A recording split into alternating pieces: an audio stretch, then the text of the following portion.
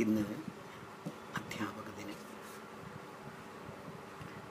അധ്യാപക ദിനത്തിൽ ആത്മയോഗ ചിന്താവിഷയം വിദ്യാലയം ഒരു ദേവാലയം, അധ്യാപകർ അതിലെ പൂജാരികൾ. ദേഹവും ദേഹിയും ആത്മാവും ചേർന്ന മനുഷ്യൻ്റെ സമ്പൂർണ്ണ സംസ്കരണമാണ് വിദ്യാഭ്യാസം കൊണ്ട് സാധിക്കേണ്ടത്.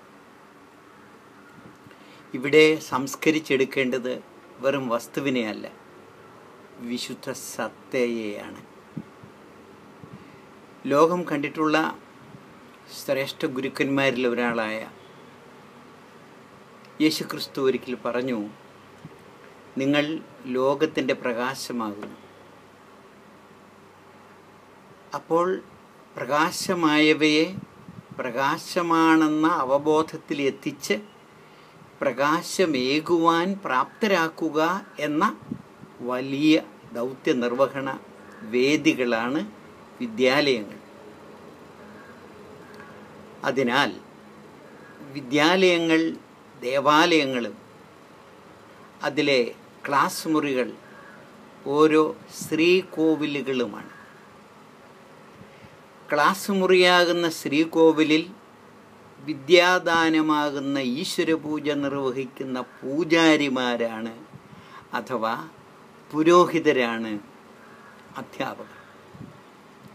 ഇവിടെ ബലിവസ്തുവും ബലിപുഷ്പവുമെല്ലാം മനുഷ്യ മനസ്സുകളാണ്. അതിനാൽ ക്ലാസ് മുറിയാകുന്ന ശ്രീകോവിലുകളിലേക്ക് കടന്നു ചെല്ലുന്ന പാദങ്ങൾ പരിശുദ്ധമായിരിക്കണം, കരങ്ങൾ പരിശുദ്ധമായിരിക്കണം, മനസ്സു നിറയെ വിശുദ്ധി മാത്രമായിരിക്കണം.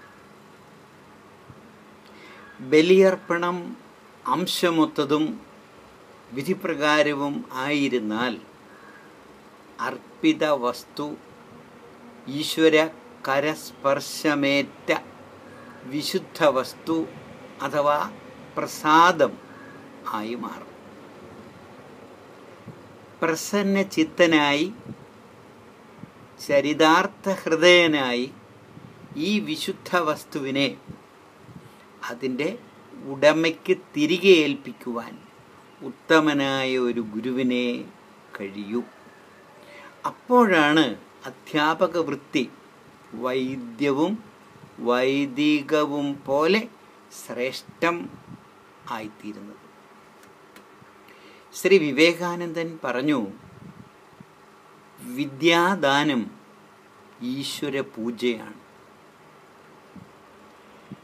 കുമാരനാശാൻ ഇങ്ങനെ പാടി, ഭാവിയാം വഞ്ചിരാജ്യം സൃഷ്ടി ചെയ്യുവാനുള്ള മോഹനമായ മണ്ണ് നിങ്ങളെ ഏൽപ്പിക്കുന്നു.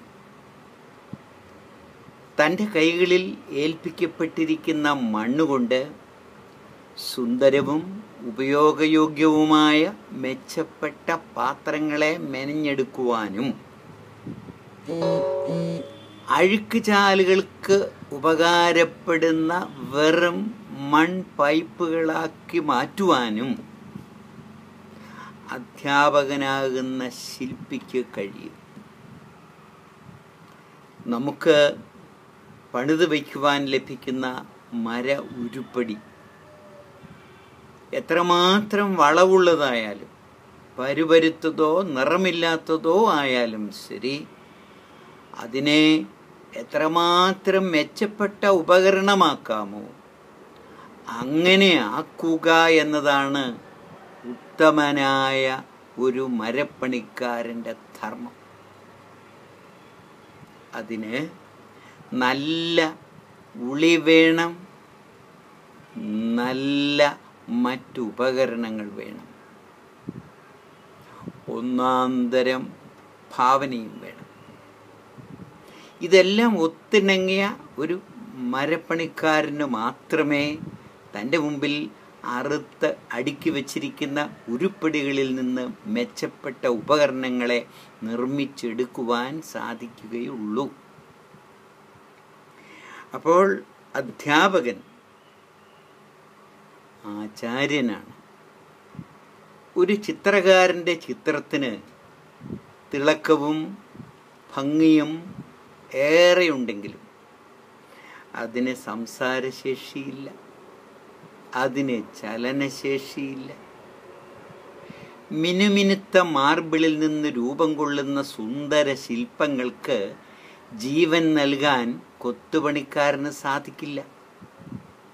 എന്നാൽ അധ്യാപകൻ പണിയെടുക്കുന്നതാവട്ടെ മനുഷ്യ മനസ്സിനോടും ഹൃദയത്തോടും ആത്മാവിനോടുമാണ്.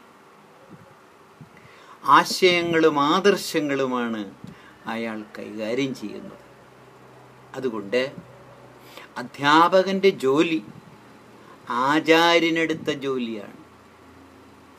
തൻ്റെ ധർമ്മത്തെക്കുറിച്ച് അവബോധമില്ലാത്ത അധ്യാപകർ ആചാര്യ പദവിക്ക് അർഹരാകുമോ? അറിഞ്ഞ് ആചരിക്കുന്നവനും ആചരിപ്പിക്കുന്നവനുമാണ് ആചാര്യൻ. ആചരിക്കുന്നവന് മാത്രമേ പ്രചാരകനാകാൻ കഴിയൂ. ഇന്ന് സമൂഹത്തിൽ അധ്യാപകർക്ക് ആചാര്യ പദവി ഉണ്ടോ? ആ പദവിക്ക് അവർ സ്വയം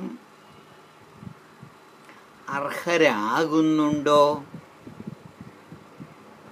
അധ്യാപനം ഇന്ന് വെറുമൊരു തൊഴിൽ മാത്രമായി തരം താണു പോയിട്ടില്ലേ? അധ്യാപകനും അധ്യേതാവിനുമുപരി പരീക്ഷയ്ക്ക് പ്രാധാന്യമേറിയില്ലേ? അധ്യാപനത്തെ ഒരു തപസ്യയായി കാണുന്ന അധ്യാപകൻ സമൂഹത്തിൽ ഇന്നും മാനിക്കപ്പെടുന്നുണ്ട്. തങ്ങളെ സ്നേഹിക്കുന്നവരും തങ്ങളുടെ സർവതോന്മുഖമായ അഭിവൃദ്ധിയെ ലാക്കാക്കി പ്രവർത്തിക്കുന്നവരുമായ അധ്യാപകരെ കുട്ടികൾ ആദരിക്കുന്നു, അനുകരിക്കുന്നു. അധ്യാപകർ തങ്ങളിൽ നിക്ഷിപ്തമായിരിക്കുന്ന മഹത്തായ ധർമ്മത്തെക്കുറിച്ച് ബോധവാന്മാരായി സ്വയം ഉണർന്നാൽ സമൂഹം അവരെ പ്രധാന പൗരന്മാരായി അംഗീകരിക്കും, ആദരിക്കും. നമസ്കാരം.